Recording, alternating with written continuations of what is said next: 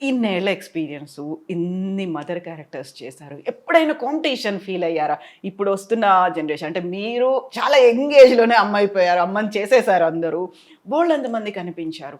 సుకన్య కావచ్చు, శరణ్య కావచ్చు, ప్రగతి, పవిత్ర, లోకేష్ ఇలాంటి వాళ్ళందరూ, సురేఖ వాణి వీళ్ళందరూ మదర్ క్యారెక్టర్స్ చేసిన వాళ్ళే అందరూ అలా కొన్ని రోజులు కనిపించారు. మళ్ళీ కొన్ని రోజులు కనిపించలేదు. ఎదురు చూస్తూ ఉన్నారు. సో, అలాంటప్పుడు మీకేమనిపిస్తుంది? ఇంతమంది కనిపిస్తున్నారు. అందరూ మదర్ క్యారెక్టర్స్. అందరూ మళ్ళీ చాలా చాలా గ్లామరస్‌గా ఉంటారు. మీ కళ్ళకి వాళ్ళు గ్లామర్‌గా కనిపిస్తున్నారు అంతే. హా!